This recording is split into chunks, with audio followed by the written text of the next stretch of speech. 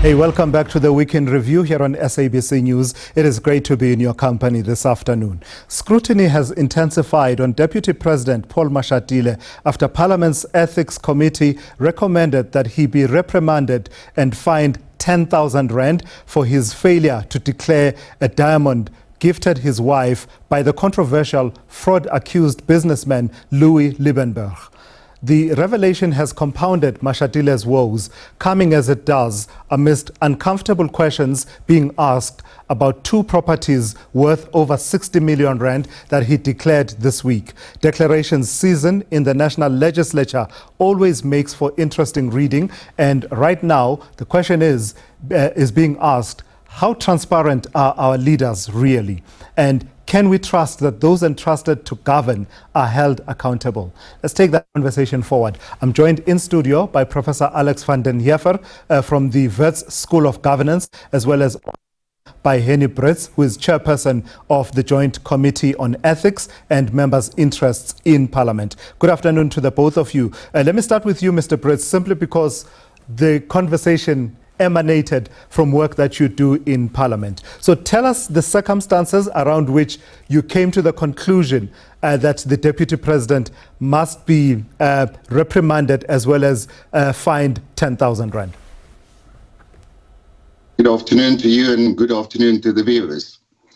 Well, the committee received a complaint during March of this year.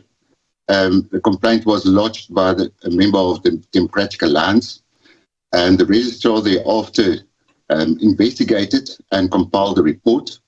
So the committee deliberated on the report and found that the member, Deputy President Paul Mashatile, was indeed in breach of the code. The code determines the circumstances under which a member must declare gifts to him or herself, as well as to their spouses. Thereafter, the Deputy President was given the opportunity to make a presentation to the committee, and in terms of the code, the committee recommends to Parliament to impose a fine of 10,000 rands and to reprimand in both houses of Parliament as required and determined by the code itself. So let me stick with you, Mr. Britz, before I bring in Professor van den Heever, and say that not to relitigate what you considered, and also to be clear, the details of your engagement did not come from you as a committee, but we've been gleaning a bit more from the Deputy President himself in the last few days. For instance, he mentions that once he found out who was the person that gifted his wife, he then decided that this diamond be handed back to the authorities. And also the reason he didn't declare it was that initially he wasn't sure whether it's a real diamond and it needed to be evaluated and assessed. Are those the reasons that he advanced in your engagement with him, and why were those not acceptable to you? That is correct. That was the initial reasons that was advanced to the committee. But the code is very clear under which circumstances a present must be declared. Whether the present is presented, the gift is presented to the member itself, or whether the gift is presented to a spouse, such as is in the case of the Deputy President. So there can't be any confusion. The code is clear that whenever a member or his spouse receive a gift, that must be declared in the member's interests in the register. What's wrong with the wife of the Deputy President receiving a diamond from, I don't know, someone, either an associate, a friend, or someone they know? Well, anybody who is in a position of public power or public authority, there is a risk that they will essentially abuse that public authority for private gain. And this can involve kickbacks. This can involve people who pay the person in that position of public power to do something for them. Mm-hmm. And here we see a case of a person, Louis Liebenberg, who has clearly tried to benefit in the past from relationships with the state, giving a gift that is very unusual. You don't hear normally about people giving wives of somebody a diamond ring, it doesn't make sense. So the risk is that there's a quid pro quo, and that establishes a conflict of interest. And this might happen with all the gifts, and that's why there's first of all a requirement for transparency, so that we can see who's receiving these gifts. But it shouldn't end there. Yeah. It should actually go to the examination of whether or not there were any quid pro quos. Yeah. So this comes amid, the declaration season, and I was saying that it always makes for fascinating reading. There's quite a number, and usually it's people declaring, as we show our viewers on screen right now, that's some of what the Deputy President has declared. And I was saying earlier on that this could not have come at a worse time for the Deputy President, right? In that it compounds scrutiny that was already there around the two properties.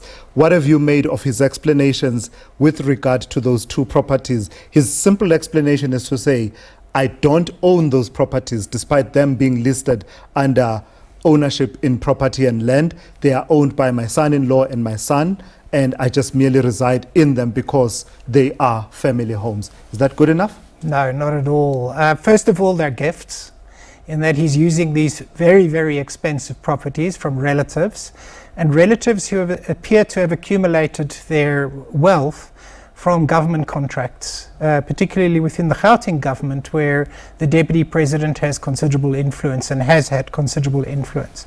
So this raises all sorts of issues, again, around what's going on.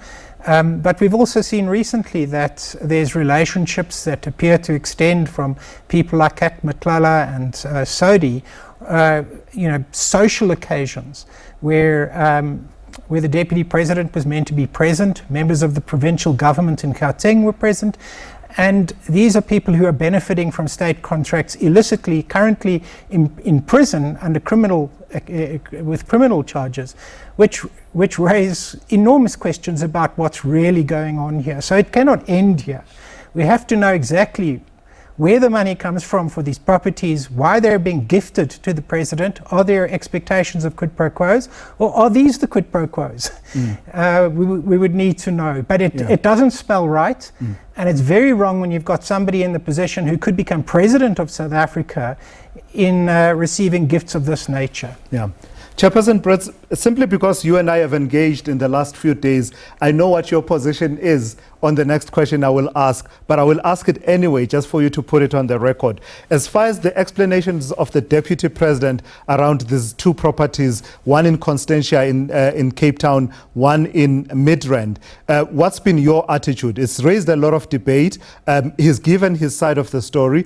Is that good enough for you, the explanations? Is it good enough for you as a committee? Well, from my position as co-chairperson of the committee, I will go back to the code itself. And the code itself is very clear that interest must be declared inter alia, a property that's rented, as well as income-generating assets, as well as any interest that you might have in a trust or in a company or in a close corporation. So that is what the code requires of all members of parliament. Those interests must be declared. And the simple reason why it must be declared is that parliament can hold a member accountable and to restore trust in parliament as an institution. So whether in doubt, we always advise members declare. There are two parts of the register.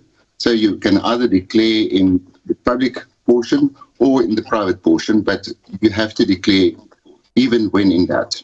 Yeah. That will eliminate any possible future problems for any member. Yeah, so when in doubt, just rather declare. Would it have made a material difference had the Deputy President declared the properties under benefits and interest-free loans? Them not being interest-free loans, of course, but, in a way, benefits in that he's allowed use of those properties, Chairman. Would that have made a difference? Because I see there's a sense of debate about them being declared under ownership in property and land. Well, let's go back to the basics.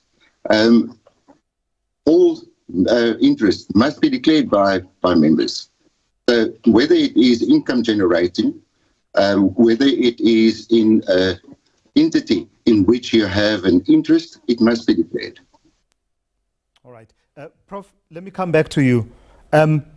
Do we risk focusing on one individual when there's actually all of this, and the number was corrected, I said 400, and I was just counting for the National Assembly, but also we have members of the National Council of Provinces who also make declarations that also equally should be subject to scrutiny. And when you do scrutinize, a lot of the times they are quite revealing. I mean, for instance, the Minister of Finance declared an interest in a company that has shares in a mine that was scheduled to benefit from an investment by the UIF, a pumping in of money. And I'm not so clear about the rest of the details, but those facts are on the table that say UIF wanted to put money in this mine. The Minister of Finance has some kind of an interest. So this is my long way of asking you, do we subject all the other MPs to equal scrutiny, or indeed Paul Mashatile is being singled out here?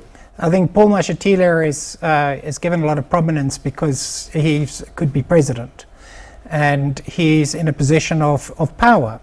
Now note that this is a parliamentary disclosure process. It isn't one for the executive of government. But in fact, the people in the executive of government are the ones who actually hold direct power in many cases and direct influence. And it's an indirect way of finding out what's going on. But yes, the Minister of Finance, having that kind of interest, it's also coming through the parliamentary process, is highly problematic and should be fully investigated. Because again, the Minister of Finance is in a position of significant power over the PIC, over the structures that are investing the assets of the UIF and the compensation fund and the government employees pension fund. Yeah. So yes, that must be scrutinized, because you can't use your position of public power to benefit privately. And that's potentially what's happening here. So just note, when somebody hasn't properly disclosed as Parliament and a little penalty is put on them, that's only one particular sanction. The issue is what should happen when you discover members of the executive with massive conflicts of interest, and how should that be investigated? We are probably not investigating sufficiently. And but the risk, the systemic risk to South Africa of having a corrupt president or having a corrupt Minister of Finance are severe. Yeah. And we've seen this in the past. So we have to avoid it, prevent it, and where we discover it, eliminate it as fast as possible. If that doesn't happen, we have SARS that gets captured because they don't want tax disclosures for the president or anybody associated with them. We have public agencies that are enormously important being captured. We have the PIC with 2.8 trillion rands worth of investments that can significantly impact on the country. And all of those people are in positions of concentrated power. Yeah. You cannot just leave even the disclosure where it is. You have to go further than the disclosure. For completion, I do need to reflect that as far as I could read the reporting on that issue around the finance minister, the Minister of Labour, Nomakosazana Ahmed, did intervene. And in a way, I think that investment was stopped. Chairman Britz, let me come back to you. The register of members' interests, the declarations, are littered with declarations that, I don't know, many people would say don't rise to a level of significance. Bottles of wine, a travel mug, a cheap painting here and there. Do those help? That no matter how trivial it may seem, it must be declared affording the public scrutiny. In other words, from the body of declarations, do you then go through and analyze which of these have the potential of rising to, potentially influencing how this member carries out their duties? Well, the code is very clear that any gift above the value of 3,000 rands must be declared. It used to be 1,500 rands and it was increased to 3,000 rands. But it is not a function of the committee itself to go through the whole register containing 454 members of Parliament's interest to scrutinise whether they've declared or not. That register is there for the public and for the public to view. And remember, the code itself sets the standards to which a member must comply with. The first reason is to have accountability and to ensure accountability over members of parliament, and members of the executive are included in this. It's only the president himself that is not a member of parliament. And then secondly is to ensure that, not only ensure, we have to restore the trust in parliament as an institution. Yeah. The bottom line of ethical behavior, when in doubt, declare, because we don't want a situation where members are influenced by outside persons or institutions via gifts. Yeah. Just as a parting shot then, and I know you've answered this question many a times, and I will ask it again, Mr. Britz, the 10,000 rand fine and a reprimand, a lot of people are saying that's a slap on the wrist. What do you say to that criticism? Well, personally, I think the criticism is well-founded. Currently, we do have the current code, and therefore we need to revise it.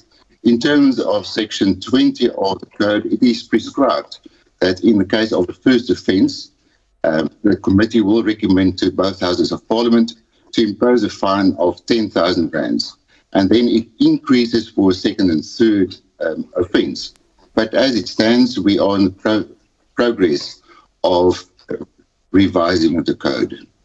And a parting shot to you, Prof. Should this be the end of the matter as far as this diamond gift is concerned? 10,000 rand fine as well as a reprimand in Parliament?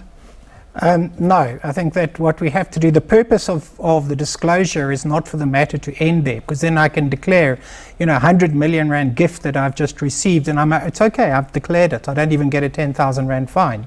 The question is whether the fine should be some proportion or all of the value of the gift itself. Then it actually becomes material. On the other hand, you have to look at whether or not there are conflicts of interest that have arisen and why the gift was provided. Are there quid pro quos? That must be investigated. This has to be an entry point into further action. That's the purpose of a disclosure, because you now know what has happened. It doesn't end there, and it doesn't end the conflict of interest just because you declared it. Yeah. You're not honest just because you declare a 100 million rand gift or because a 50,000 rand gift. It can't end there. And I'm sure you will have seen the political commentary that says the knives are out for Paul Mashatile. In its extreme iteration, it will say WMC is panicking around the prospect of Mashatile rising to the presidency. Therefore, expect all of these to come up. Does that answer the questions of probity that are being asked? Or do we back away and say you're playing into the hands of what could potentially be an agenda against the political rise of this ANC leader? Well, the issue is, has he been behaving improperly? That's got nothing to do with white monopoly capital. The issue is, if he's done this, if there are quid pro quos, if there is corruption, it must be investigated, and it should be investigated whoever does it. So the fact is that there's an appearance of major conflicts of interest that don't have proper answers behind them. He's got to answer to them. Yeah. And the rest is basically just obfuscation and diversion. All right, I've got to thank you for your time and for coming through in studio this afternoon. That's Professor Alex van den Heever from the Wits School of Business. And of course, we were joined on the line by the Chairperson of the Joint Committee on Ethics and Members' Interests, Henni Britz.